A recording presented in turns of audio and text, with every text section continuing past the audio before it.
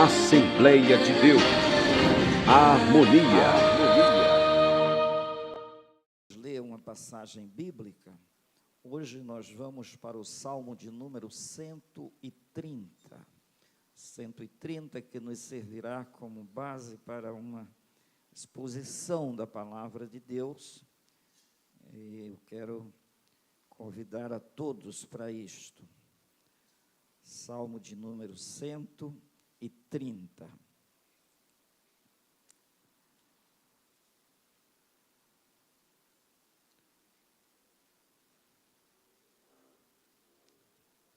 Na versão Ara, diz assim: das profundezas clamo a ti, Senhor, escuta a minha voz, estejam alerta os teus ouvidos às minhas súplicas. Se observares, Senhor, iniquidades, quem, Senhor, subsistirá? Contigo, porém, está o perdão para que te temam.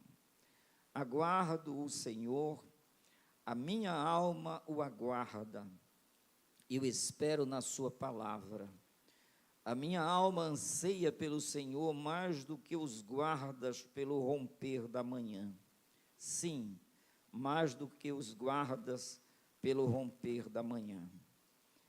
Espere, Israel, no Senhor, pois no Senhor há misericórdia, e nele copiosa redenção.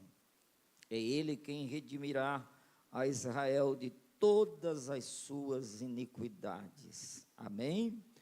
Podem tomar todos assentos. Queridos, a gente tem trazido algumas exposições aqui dos Salmos, e hoje nós estamos especificamente no Salmo que contém apenas 8 versos. A gente não conhece o seu autor, nem tampouco quando ele foi escrito. Não temos essas referências para afirmar. O que a gente pode ver aqui é que ele é um salmo chamado, classificado como salmo de romagem, quando os adoradores buscavam Jerusalém para as celebrações de adoração. Geralmente na subida eles cantavam enquanto caminhavam, e aqui nós temos um conteúdo muito rico, uma teologia clara da salvação. Aqui ela aparece, muito embora não desenvolva toda a doutrina da salvação, conforme nós a encontramos no Novo Testamento, com a chegada de Jesus, com o ponto mais alto da revelação da salvação de Deus, embora isso esteja mais claro no Novo Testamento, ele apresenta com extraordinária clareza para a gente os elementos essenciais da nossa salvação. A gente pode ver o pecador nas profundezas, se dando conta de seu pecado, o homem no abismo. Depois a gente vê a santidade de Deus. Deus aparece na sua santidade. Depois vem o perdão, que também surge aqui, a graça manifestada através do perdão de Deus. E na continuidade, a esperança na palavra. Ele espera como os guardas esperam pelo romper da manhã. Então ele estava engravidado de esperança agora, e finalmente apresenta a redenção abundante, a redenção plena da alma humana, quando nós seremos transportados daqui para o plano perfeito e eterno, conforme as promessas de Deus. Então, todo esse movimento do homem pecador, partindo das profundezas até as maiores alturas que a redenção nos projetará, tudo isso aparece dentro deste pequeno conteúdo do Salmo 130, portanto, riquíssimo para a evangelização, uma vez que os elementos essenciais estão aqui postos para a gente de um modo bem claro. Nós louvamos a Deus por isso. Ele começa lá do fundo, quando o homem finalmente reconhece que não pode salvar a si próprio. É com essa consciência que o Salmo nos leva à reflexão. Portanto, vamos aos primeiros 2 versículos desse Salmo, quando diz, vejam como ele começa, um verdadeiro drama. Das profundezas clamo a ti, Senhor. Senhor, escuta a minha voz, estejam alerta os teus ouvidos às minhas súplicas. O que é que a gente vê aqui nesse primeiro momento? Um homem pecador, enlaçado por seus próprios pecados, mergulhado numa profundeza escura também. Essas profundezas que ele se refere aqui na primeira expressão, com certeza ele está falando do seu estado de morte, em virtude de seus próprios pecados, pois é isso que a Bíblia mostra para a gente, quando diz que nós estávamos mortos em nossos delitos e pecados. Então, um estado de morte. Depois, lá em Mateus, a gente vê que quando Jesus vem, ele diz que nos encontrou em regiões e sombras de morte, portanto, nas trevas. A Bíblia diz, nós jazíamos em trevas. Vejam que profundeza o pecado nos meteu, nos atolou completamente. Depois, a gente encontra Jesus lá no Evangelho também, João agora dizendo que todo aquele que comete pecado, ele é um escravo do pecado, portanto, acorrentado pelo pecado, num lugar escuro, regiões de morte e nas profundezas. Logo, tudo isso nos remete para uma situação extremamente desconfortável, e é isto que paira sobre toda a raça humana. Ninguém escapa dessa condição de sofrimento neste mundo, em virtude dos nossos próprios pecados. Quando a gente vê em Isaías, lá no capítulo 6, o profeta Isaías, em 2 momentos neste seu livro, deixa claro para a gente o quanto ele estava sofrido. Então disse eu, no verso 5, Isaías 6:5, então disse eu, ai de mim, estou perdido. Olha o clamor, ele estava nas profundezas agora. Ai de mim, estou perdido, porque sou um homem de lábios impuros, e habito no meio de um povo de impuros lábios, e os meus olhos viram o Rei e o Senhor dos exércitos. Então ele estava vendo agora e clamando da sua situação, das profundezas onde ele se encontrava perdido, segundo suas próprias palavras. E em relação a ele, ele dizia, ai de mim. Qual o pecador que não tem expressões semelhantes? O estranho é quando a pessoa não se toca, não se conhece, e diz, Jesus é legalzinho, e eu também sou, e vai dar tudo certo. Aí é um equívoco grande que se estabeleceu, porque nenhum de nós tem acesso, porque os nossos pecados fazem separação entre nós e o nosso Deus. Então, esse é o quadro inicial aqui, em Isaías 1:6, o que é que diz? Acerca da nossa saúde espiritual. Qual a condição do pecador? Vejamos qual é essa condição para ver se está legalzinho mesmo. Olha lá, desde a planta do pé até a cabeça, não há nele coisa sã, senão feridas, contusões e chagas vivas, as quais não foram espremidas, nem atadas, nem amolecidas com óleo. Então é uma pessoa em profundo sofrimento, e tudo isso aponta para a nossa condição de pecador. Então o grito humano aparece aqui neste salmo, exatamente nesses 2 primeiros versos, mostrando, explicitando, esclarecendo, levando a gente a se tocar neste processo, nesse movimento para a salvação. Sem este movimento, sem esse trajeto, quando a gente se dá conta que não pode salvar a nós mesmos, é a partir daí que a gente decola. Esse é o primeiro passo.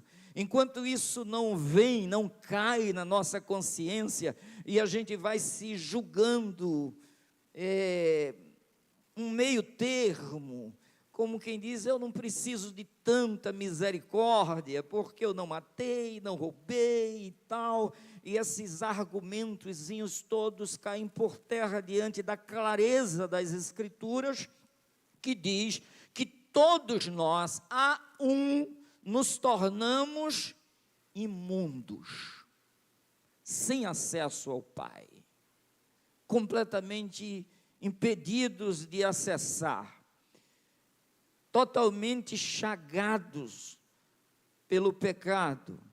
Então, é aí que ele clama. Então, por isso mesmo, das profundezas clamo a ti. Você quer ver, em outro momento, outras pessoas com essas mesmas expressões? Vejamos Salmo 69, 1 e 2. Salva-me, ó Deus, porque as águas me sobem até a alma, atolo-me em profundo lamaçal, onde se não pode firmar o pé. Estou nas profundezas das águas e a corrente me submerge. Essa é a condição do pecador. Quando ele se dá conta que é um carente, pecador, que precisa, sim, da intervenção misericordiosa de Deus, aí ele começa, então, a entrar no processo de resgate de sua própria alma, quando ele se dá conta disso. Invoquei o teu nome, Senhor, do mais profundo cárcere. Lamentações 3:55 diz isso. Então, invoquei o teu nome do mais profundo cárcere, da mais profunda prisão. Veja que coisa. Isso diz respeito a todos nós. Depois nós encontramos aquele clamor do publicano. Vocês lembram? Quando ele, diante de Jesus, ele não levantava a cabeça, ele não tinha moral para isso, e ele só clamava, ele estava nas profundezas, ele se colocou ali, e o texto diz assim, olha, Lucas 18:13, o publicano estando em pé, longe, não ousava nem ainda levantar os olhos ao céu, ele estava nas profundezas, com uma consciência inteiramente clara acerca de sua condição de pecador, e ele não tinha ousadia sequer de levantar a cabeça, mas o que é que ele fazia? Mas batia no peito, se identificava, dizendo, olha o clamor, ó Deus, ser propício a mim, pecador. Essa é a condição. Sabe por que os orgulhosos não entram no reino de Deus? Aqueles que confiam nas suas posses, nos seus recursos, nas suas riquezas, na sua beleza, na sua saúde, na sua esperteza, esses não chegam lá, eles ficam fora, porque eles são incapazes de dizer o que aqui está posto. Eles não querem reconhecer as suas próprias condições de miseráveis pecadores, e portanto não clamam, e porque não clamam, não são socorridos, não são ajudados, eles não buscam, e então eles põem um tapume nos olhos, muitas vezes até usando drogas, alteradores de consciência e entretenimentos os mais diversos, e eles assim vão batendo no ar, como diz a palavra, e não chegam a lugar nenhum, porque eles não admitem as profundezas nas quais estão, mesmo pensando que estão ganhando o mundo, eles veem que a vida está indo.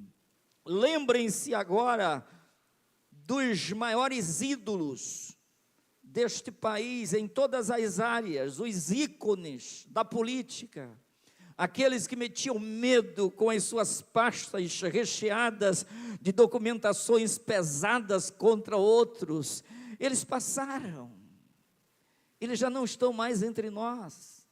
Pensem agora naqueles ídolos que levavam o país inteiro a torcer, a vibrar, e hoje, onde estão? Passaram também.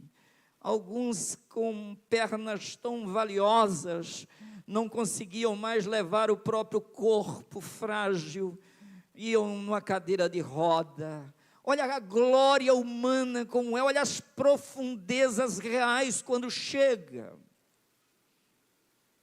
Veja quantas pessoas jovens partem tão cedo, e todos dizem com tantos sonhos, com tantas promessas. Gente, isso é as profundezas do pecado, é essa. Jesus Cristo disse, ele pode ganhar o mundo inteiro, mas não sai dessas profundezas, dessa insegurança, dessa incerteza.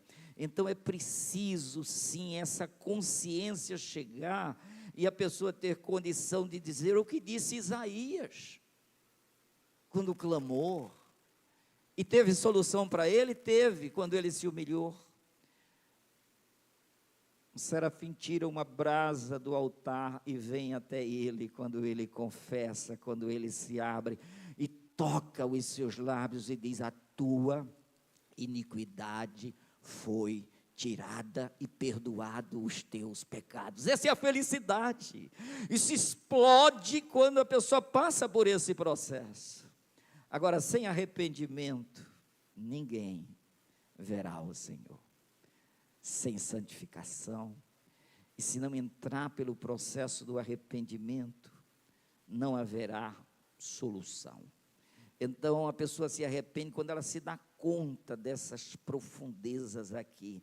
Aí ele vem, mesmo sem essa condição, se identifica claramente, ele faz questão de bater no peito, dizer, sou eu estou aqui, isso diz respeito a mim.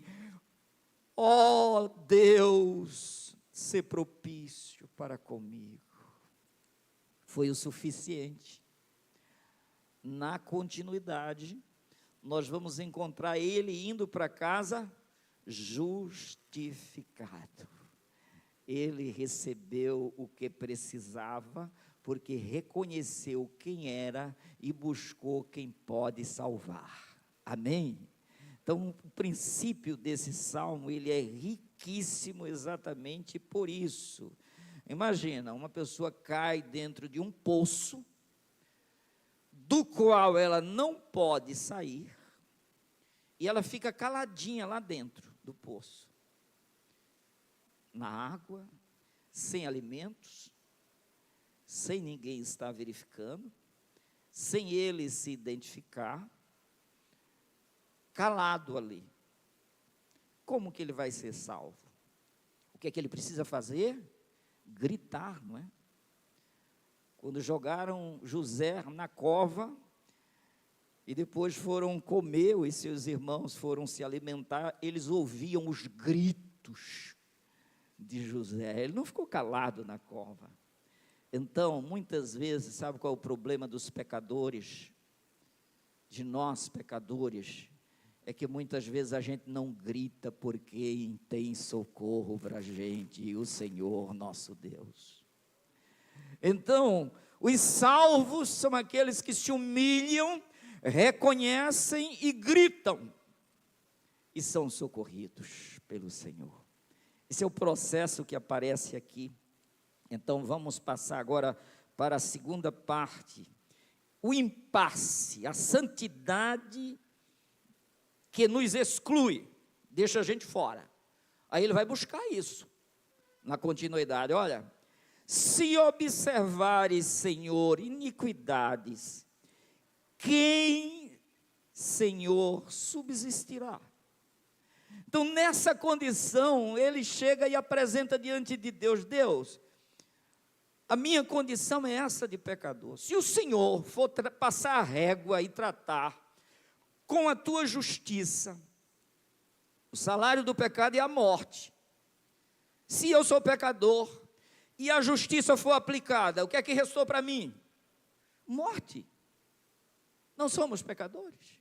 Então ele chega e diz, Senhor, se observares, se levares em conta as nossas transgressões, quem é que vai subsistir? Ninguém.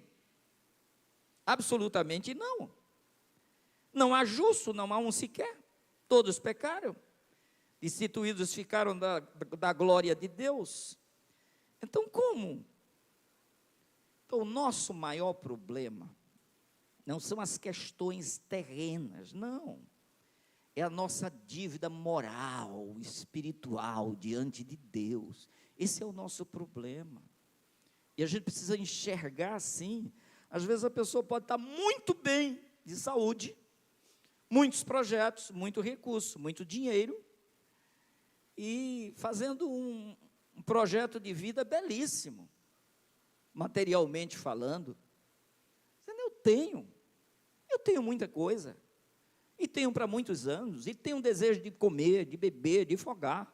Eu sei me divertir, eu sei fazer meu planejamento de férias, eu sei fazer minha volta ao mundo, eu sei estabelecer o meu lazer semanal, eu sei da minha parada, eu sei me divertir, eu sei praticar meus exercícios, eu sei buscar uma saúde cada vez melhor, eu sei buscar recursos para patrocinar a minha saúde. Mas, meu filho, se você não clamar por Deus, você é um louco. Com tudo isso, e o Senhor ainda chega e diz, de que adianta ganhar tudo isso, se a tua alma está nas profundezas? Nada vale. O que a gente tem realmente que fazer é se humilhar diante de Deus. E aí, quando ele apresenta que a questão é muitíssimo grave, porque exige de nós algo que a gente não pode dar, então a situação fica muito difícil. E tem aqueles que se comparam, né? Se compara com o pior para se sentir um pouco melhor. Não se compare com ninguém. Sabe qual é o seu padrão? Deus. Sede santo, porque eu, o Senhor, sou santo. Quando você deixar de se comparar com os seus semelhantes, dizendo, eu estou péssimo aqui, mas tem gente pior do que eu. Não tem esse lençol que a turma puxa para se cobrir. Então começa a fazer a medição e até se alegra quando você vê e percebe um pior do que ele. Aí acha que aquilo o coloca um pouco na frente. Não, meu amigo, a régua de Deus é a régua da santificação, da santidade. Então olhe, ele diz, olhai para mim e sereis salvos todos os termos da terra. Então é preciso a gente ter essa régua e entender dessa forma. Agora, a felicidade é que quando ele busca dizer isso para Deus, Deus, se o Senhor exigir o correto, o certo, se o Senhor passar a régua nessa CPMI aqui, vai enquadrar todo mundo. Então, como que vou resolver essa parada? Então, fica todo mundo enquadrado. Aí ele diz uma coisa interessante. Olha o verso 4. O perdão que gera reverência. Olha a solução. Vejam a solução. Contigo, porém, está o perdão para que te temam. Amém? Ele encontrou a solução. Ele partiu das profundezas, reconhecendo a sua própria miséria, incompetência, clama a pessoa certa, clama a Deus, coloca diante de Deus a seguinte condição: Senhor, se o Senhor botar a régua justa, não fica ninguém, quem subsistirá? É a pergunta. Mas não parou aí. Aí ele descobriu algo importantíssimo que a gente descobriu também mediante a revelação de Deus: o perdão. Por que a gente está aqui? É por causa do perdão de Deus. Ninguém está aqui dizendo: eu tive um meio perdão, não, eu não precisava tanto, eu poderia me bancar. Não, não há esse. Então, a salvação está aqui, e o Salmo está expressando isso: contigo está o perdão, para que te temam. Olha, essa última parte, ela é tão importante. Uma vez que a gente é perdoado, já que tem graça, vamos viver de qualquer maneira? Vamos negligenciar? Já que tem perdão, o que tem? Cometer um adultériozinho aqui, outro ali, e se a gente pede perdão, está tudo resolvido. Então, eu não vou apertar muito a corda, porque há uma folgazinha aí confunde graça com graxa, e fica deslizando o tempo inteiro, sem firmeza, sem estabilidade. Mas olha, o perdão, contigo, porém, está o perdão para que te temam. Você já pensou? Você vai lá uma dívida impagável, aí você vai e alguém livra você completamente da dívida. Você estava acorrentado ali com aquela dívida.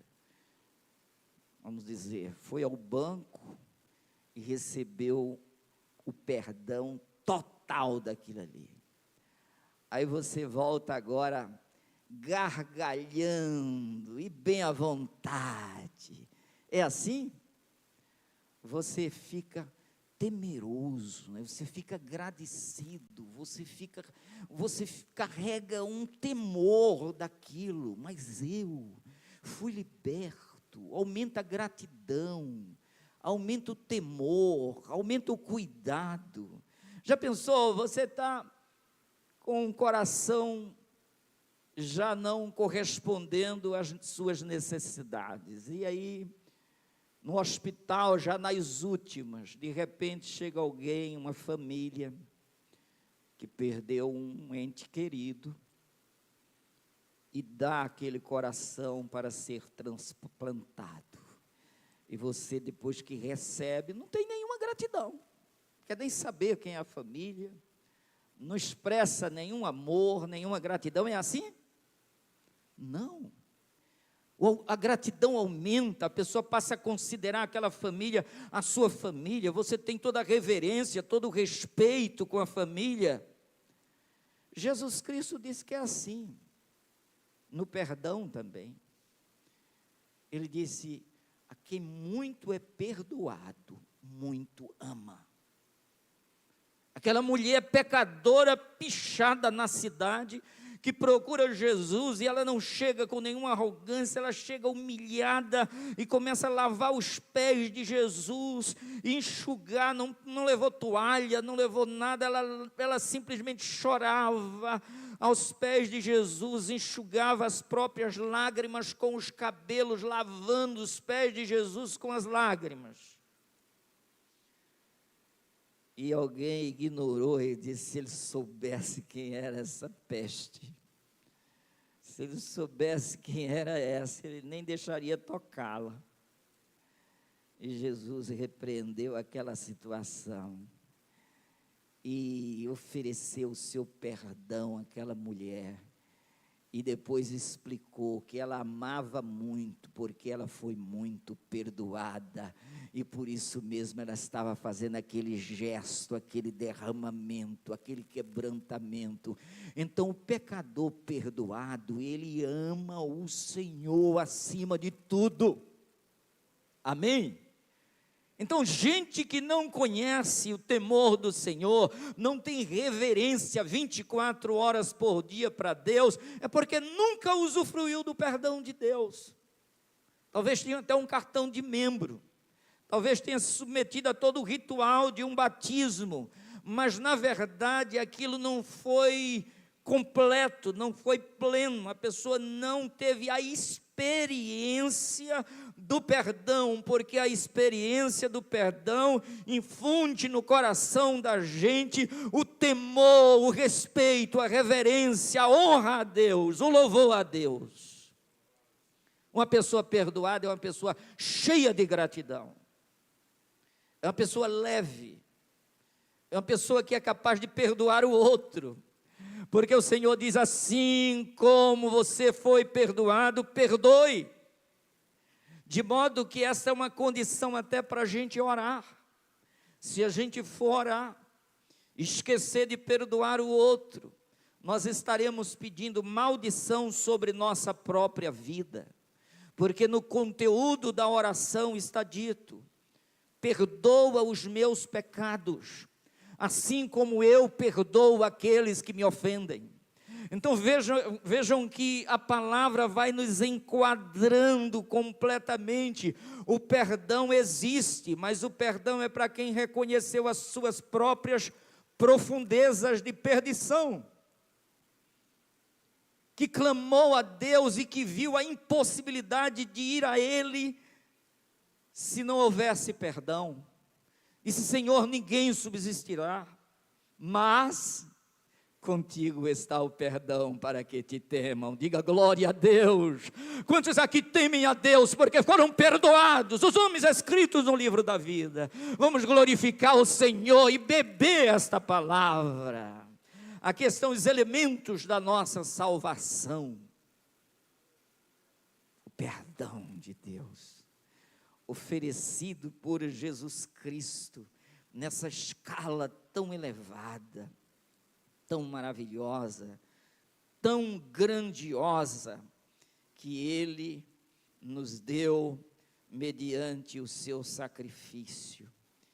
E aí, com esse perdão agora, nós andamos firmes nas promessas do Senhor. Porque sabe o que Ele faz quando Ele perdoa? Ele diz aqui: pois perdoarei a sua iniquidade, e dos seus pecados jamais lembrarei. Diga glória a Jesus.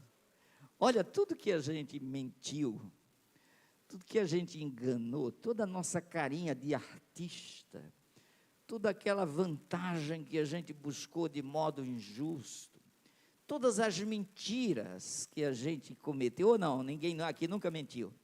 Quero dar um abraço aqui em você que nunca mentiu, porque eu vou me despedir, porque você vai subir agora. Amém. Então, queridos, vamos devagar, não é? Como diz aí, não pode ser na carreira, vamos com jeito, porque eu louvo a Deus, é porque Ele não se lembra mais dos meus pecados, mas que eu merecia o inferno, merecia de cara, no primeiro momento. Mas, queridos, como é bom saber que quando gritei, mesmo na minha infância, oh, como Ele me aliviou o peito, o coração. Glória a Deus por isso. Aí, olha, em outra expressão, ele diz assim: e lançará todos os nossos pecados nas profundezas do mar. Miqueias chega a dizer isso. Ele pegou, fez questão para que a gente entenda. Essa é uma linguagem para a gente. Não tem pecado lá nas profundezas do mar, não, tá? Então, não procura pecado lá não, procura no teu próprio coração para confessá-los e deixá-los para que a misericórdia te alcance. Não fique querendo procurar, porque tem gente procurando pecado nas profundezas do mar, porque não se enxerga no processo. Então, todo mundo está errado, mas ele está sempre certo. Cuidado com essa visão tola, de louco, porque é importante demais a gente reconhecer a nossa própria condição. E depois, olha, necessidade de confissão. Há necessidade de confissão. Sem confissão, não adianta não. Eu tenho um remorsozinho aqui, outro ali, vou levando a vida e deixando a vida levar eu. Não entre muito assim, vamos compreendendo aqui, olha, 1 de João 1:9, o que é que diz? Palavras do Senhor. Se confessarmos os nossos pecados, se confessarmos, vocês querem dizer comigo, se confessarmos? Tem um se aí, você confessou? Você confessou de verdade? Se confessarmos os nossos pecados, Ele é fiel e justo, para nos perdoar os pecados e nos purificar de algumas injustiças. É de todas, gente. Sabe por que a gente vai morar no céu? Porque nós fomos perdoados de toda a nossa injustiça. Porque lá, diz o texto em Apocalipse, não entrará coisa nenhuma, comum ou imunda, o que contamine. Só entram os lavados e purificados pelo sangue de Jesus. Por isso, bem-aventurados os que lavaram as suas vestiduras no sangue do Cordeiro, para que tenham direito à árvore da vida e possam entrar na cidade pelas portas, sem medo, sem subterfúgio. Entraremos pelas portas, cantando o hino da vitória, louvor nos lábios, palmas nas mãos, exaltando a Deus com vestes purificadas, vestes de salvação.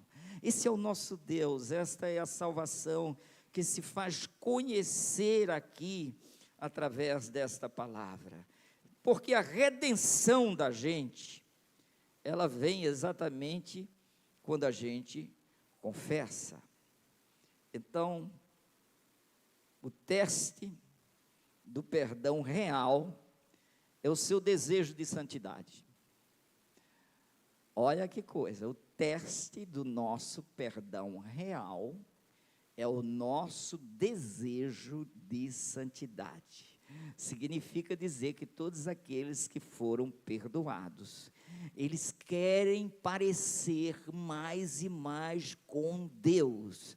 Eles estabeleceram como referência, como paradigma para as suas próprias vidas, o Senhor Jesus Cristo, o varão perfeito, e a gente vai olhando para Ele, e Ele vai dizendo, faça como eu fiz, eu dei o exemplo, para que como eu fiz, vocês façam também, diga amém. Olha o processo de santificação. Agora, só gente perdoada busca isso. Gente não perdoada diz assim, santo eu não sou santo, e se alimenta disso. Meu filho, se você foi perdoado, você quer sim se santificar cada vez mais. Mas eu já me santifico. Aí ele está dizendo, aquele que for santo, santifique-se ainda mais. Diga comigo, ainda mais. Então eu tenho que me santificar mais. hoje do que ontem e amanhã mais do que hoje. Nesse processo de aperfeiçoamento, de crescimento, onde a luz vai brilhando mais e mais até ser dia perfeito. Isso é extremamente importante e maravilhoso. Agora, nós vamos passar para um quarto ponto aqui, a disciplina da esperança. Isso vai aparecer nos versos 5 e 6. Aguardo o Senhor. A minha alma o aguarda. Eu espero na sua palavra. A minha alma anseia pelo Senhor mais do que os guardas pelo romper da manhã. Sim, mais do que os guardas pelo romper da manhã. Então, o que ele está dizendo aqui?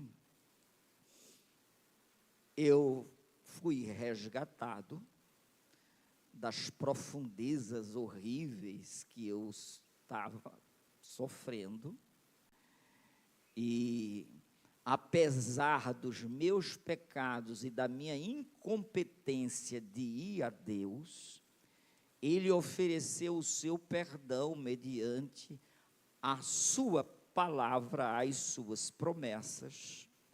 E diante dessas promessas, o meu temor, do meu perdão, o meu temor cresceu, e eu entrei no processo de santificação. Eu fui salvo, eu fui justificado, eu fui exatamente liberto da condenação do pecado, e eu estou agora sendo salvo do poder do pecado que está aqui neste mundo, e eu estou nele, e o pecado ainda habita em mim, e eu preciso reverenciar o tempo inteiro para não cair, para não ceder, eu preciso resistir, eu preciso todos os dias vencer a mim mesmo nesse processo de santificação, porque agora, uma vez perdoado, eu sei o que é viver livre, porque se o Filho vos libertar, verdadeiramente sereis livres. Então, vivendo nessa liberdade daquelas profundezas,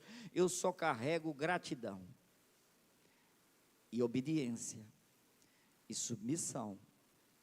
E eu preciso agora aguardar o passo seguinte. É porque eu estou indo para um lugar onde o pecado não mais existirá.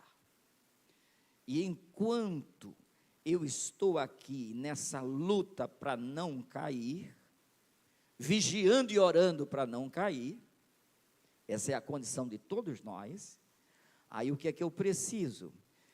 Eu preciso esperar na palavra do Senhor. Ponham aí o verso 5.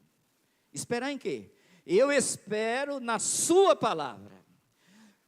Se vocês estivessem aqui esperando na palavra do pastor, hein? Estava tudo perdido. Quem nos garantiria? O bom aqui é que nós estamos esperando na palavra do Senhor. Passa os céus e a terra, mas a palavra do Senhor não passará. Ela é digna de toda a aceitação. É o que diz as Escrituras. E nesta palavra nós devemos confiar. Então ele estava aguardando em Deus, mas não era aguardando de qualquer forma. Ele estava aguardando na palavra. Aqui tem escola dominical, não é? Ensinando a palavra. Tem culto de instrução, ensinando a palavra. Tem culto de oração, ensinando a gente a orar pela palavra. Tem todos os trabalhos aqui girando em torno da palavra. Vocês vêm para aqui hoje para ouvir a palavra de Deus, e a palavra de Deus é esta que nos garante. Então a gente aguarda na palavra do Senhor, e a gente está aguardando nele. Minha alma o aguarda. Por quê? Porque a gente ainda está aqui neste mundo, mas a gente está dizendo: Vem, Senhor Jesus, vem, Senhor Jesus, vem, Senhor Jesus. As últimas palavras das Escrituras no livro de Apocalipse é esse clamor, e Jesus mandou a gente clamar, dizendo todas as vezes que fosse orar: venha o teu reino e seja feita a tua vontade nos céus e na terra. Então a gente está sempre com esse clamor diante dele, dizendo: vem, Senhor Jesus. Ultimamente, quando a gente olha para esse mundo tão feio, tão amedrontador, eu tenho sempre expressado na minha alma, nos mais diversos momentos: vem, Senhor Jesus, vem por fim a isso. A gente olha e vê o homem predador do próprio homem, é tanta destruição, é tanta gente ruim, é tanto miserável querendo acumular riquezas injustas e não olha para ninguém mais, é mentira sobre mentira, é uma coisa terrível, e a igreja está dizendo: vem, Maranata, vem, Senhor Jesus, vem, Senhor Jesus. Isso vai ter um fim, louvado seja Deus. Nós estamos esperando na palavra do Senhor, não é noutra coisa, não. Ele nos prometeu: não se turbe, não fiquem perturbados, creiam em Deus, creiam também em mim. Na casa de meu Pai tem muitas moradas, eu vou preparar-vos lugar, e eu virei de novo, e vos tomarei para mim mesmo, para que aonde eu estou, estejais vós também. Essa é a palavra, essa é a promessa, e por isso nós estamos confiantes nesta promessa gloriosa que é a palavra dele. Estamos aguardando, e ele vai buscar uma referência importante. A esperança de um guarda que começa lá, 10 horas da noite, lá na cidade do interior, botava aquela roupa específica dos guardas, um apitozinho, e ficava dando volta nas praças o tempo inteiro, para até chegar o raiar do dia. Nunca deixou de vir o raiar do dia. Sempre veio, apesar do cansaço deles, das dificuldades, dos enfrentamentos, mas sempre veio. Imagina como eles esperavam chegar às 5 da manhã para dizer, largar o apito, tirar aquela roupa e ir para casa dormir. Então ele foi buscar essa referência aqui para dizer: assim como os guardas ficam esperando ansiosamente pelo raiar do dia, assim eu espero pelo Senhor, que Ele venha me resgatar desse mundo onde nós deixaremos toda dor, lágrima, sofrimento, e entraremos no reino de paz eterno preparado para a gente. Então ele expressa isso aqui e repete 2 vezes: sim, mais do que os guardas pelo romper da manhã. Ele extrapolava o limite, porque a ansiedade de entrar no reino celestial é algo maravilhoso, e Paulo chegou a dizer: eu sei que é muito melhor partir e estar com o Senhor. Essa segurança ele carregava. Finalmente, chega o final do Salmo, e ele faz um convite, a redenção que transborda.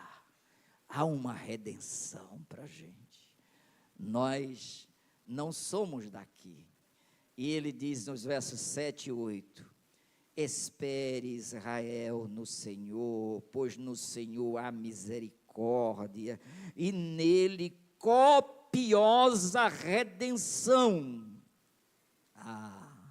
Essa redenção gloriosa que Jesus veio trazer, é Ele quem redimirá Israel de todas as suas iniquidades, é Ele que vai trazer perdão pleno.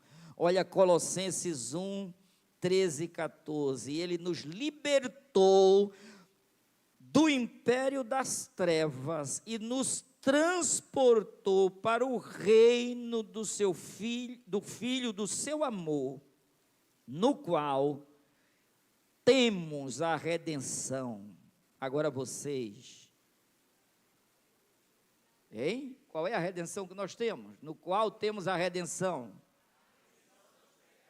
A remissão dos pecados. Ele cancelou os nossos pecados. Agora ele cancelou pelo seu próprio sangue. E porque ele morreu e é o único salvador, ele não salva a gente pela metade. Por isso que ele disse, é uma copiosa redenção, a gente foi redimido da perdição, e a gente saiu, olha, do império das trevas, do império do diabo, de debaixo do poder de Satanás, e passamos para Deus, e nos transportou, imagine, império das trevas, ele vem e transporta a gente do império das trevas, e nos transporta para o reino do Filho do seu amor. Agora nós temos direito à casa do Pai, somos tratados como filhos de Deus, irmãos de Jesus, herdeiros de Deus, co-herdeiros com Cristo. Olha o resgate de quem estava nas profundezas clamando, agora de posse da redenção copiosa que o Salmo vem trazendo, mostrando a grandiosidade da salvação. E esse movimento de onde o pecador está passando, rompendo tudo isso, embasado nas promessas de Deus, a sua palavra imutável, e tendo direito de ser transportado para o reino do Filho do seu amor, e lá nós adentraremos esses portais e estaremos eternamente com o Senhor. Não é lindo esse salmo?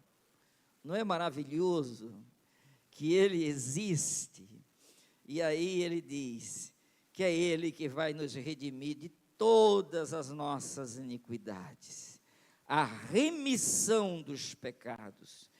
E por quê? Porque ele salva perfeitamente. Vocês querem ver Hebreus 7, 25 para a gente concluir?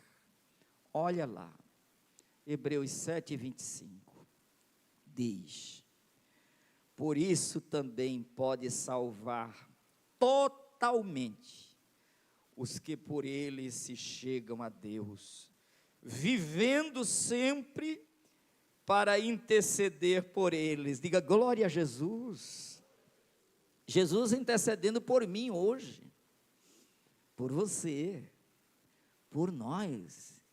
Ele, além de nos salvar totalmente, cancelar todo o pecado, ele ainda está lá à direita do Pai, intercedendo por nós. Por isso ele é o nosso sumo sacerdote eterno. Por quê? Porque ele olha para mim e vê que, apesar de eu ter passado por esse processo, você também, desde as profundezas, está aqui hoje. Nós estamos cercados de adversários, e de riscos, e de perigos, e de enfrentamentos, e pode ser que a gente caia, que a gente fraqueje em alguma coisa, palavras, pensamentos, imaginações aos milhares. Então ele sabe que a gente transgride, por isso mesmo orientou a gente pedir perdão e perdoar os outros, e ele também se propõe aqui, é o intercessor, intercede pelos transgressores, pelos que caem, pelos que pecam, e é por isso que a nossa salvação está segura. Ninguém poderá tirar, porque ela está garantida pelo Senhor nosso Deus, e nós temos Jesus intercedendo por nós. Se pecarmos, temos um advogado para com Deus, Jesus. É por isso que a gente chegou até aqui. É por isso que as palavras indevidas que você disse já foram perdoadas mediante a sua confissão. É por isso que o seu coração, muitas vezes maligno, pulsando aí dentro, você reconhece as profundezas, confessa e deixa e alcança a misericórdia. É por isso que essa misericórdia é a causa de não sermos destruídos, é o motivo de estarmos aqui, firmes e fortes, cheios de esperança, porque o nosso resgate, a nossa redenção é copiosa, é grande, é maravilhosa, é plena. Aquele que nos ama, e pelo seu sangue nos libertou dos nossos pecados, é o que está no livro do Apocalipse. Então é algo muito grandioso, é algo excelente. Então, meus queridos, finalmente, a partir de agora, pare de disfarçar sua real condição diante de Deus. Se assuma. Se o pecado está aí, você não confessou ainda, hoje é o dia do seu resgate. Se você confessar, como esse salmo começa, das profundezas, ele vai caminhar com você até a grandiosa e copiosa redenção que está prometida. Amém? Então vamos deixar de camuflar. Não encubra os seus pecados. Não minimize. Não adie. Reconheça seu pecado e clame ao Senhor. E clame hoje. Venha hoje para o Senhor Jesus. Não fique traçando aí a métrica e a régua, a sua própria régua. Conheça logo. Não tente subsistir diante de Deus com base nos seus próprios méritos. Cuidado. Não confie nos seus próprios méritos, confie no poder purificador do sangue de Jesus, na misericórdia de Deus e no seu perdão, isso sim. Então, examine o seu próprio coração, abandone toda a autoconfiança. A nossa confiança deve ser no Senhor, não em nós mesmos. É no Senhor, é Ele que nos firma, que nos segura. O perdão verdadeiro deve produzir temor, amor e gratidão. Se você é um crente que não carrega isso no coração, se converta de novo. Volta, vem para Jesus. Porque um coração salvo é cheio de gratidão, de amor, de compaixão para com o outro. Ele não ofende o outro, ele não vai denigrir o outro, ele não vai viver na mentira. A sua vida não está estruturada na ilegalidade. Ele não se conforma, ele não vive deliberadamente no pecado. Pode até acontecer um acidente, mas como acidente, não como regra na sua vida. Senão, fica no dia do juízo, fica, como ficaram aquelas 5 virgens, 10 saíram ao encontro, 10 declararam que iam para as bodas, 10 estavam a princípio orientadas, mas negligenciaram, perderam. Então cuidado, temor, amor e gratidão faz parte da nossa vida. Aprenda a esperar no Senhor quando a noite parecer longa. Está muito longa a noite, olha, os guardas não estão lá esperando, a sua espera deve ser muito maior do que a deles. Então, uma coisa é certa, amanhã sempre chegou para os guardas, amanhã chegará para a gente, ainda que o choro dure uma noite, a alegria virá ao amanhecer. Então, vamos esperar no Senhor pela sua palavra. A palavra imutável está com a gente, e a Bíblia diz, a palavra está pertinho de ti, na tua boca, no teu coração. Esta é a palavra da fé que pregamos. Vamos deixar de moleza, dubiedade, espírito dobre, alma que se curva, não pode receber um elogio que fica encantado, pensando que é alguma coisa. Firma os teus passos e viva com santidade na presença de Deus. Cuidado com as profundezas, porque elas te arrastam para o mais terrível abismo. Ninguém que está no abismo, na volta de Jesus, vai subir, porque ele disse, eu não virei perdoar pecados, eu virei brindar salvação com quem já está esperando. Diga glória a Jesus. Nunca duvide da suficiência da redenção que há em Deus. Nunca fique aí, eu pequei demais, ainda que os vossos pecados sejam pretos como escarlate, aliás, vermelho como o carmesim, preto como escarlate. Eu acho que é o contrário, né? E aí é preciso a gente ter consciência de que Ele, de fato, nos perdoa independentemente do tamanho do nosso pecado. Então, vamos levantar a cabeça e vamos acreditar no perdão de Deus, que é suficiente para resgatar a gente. Então, o homem precisa reconhecer sua ruína, abandonar a autoconfiança, receber o perdão que gera temor, esperar na palavra de Deus e descansar na abundante redenção. Se ele faz isto, ele está salvo, ele vai entrar na glória. Amém? Se tiver alguém aqui que ainda não fez a sua entrega pessoal a Jesus e quer fazer hoje, chegou sua hora, seu momento. Você aí de casa também. Semana passada nós tivemos 3 pessoas vindo para Jesus no final do culto.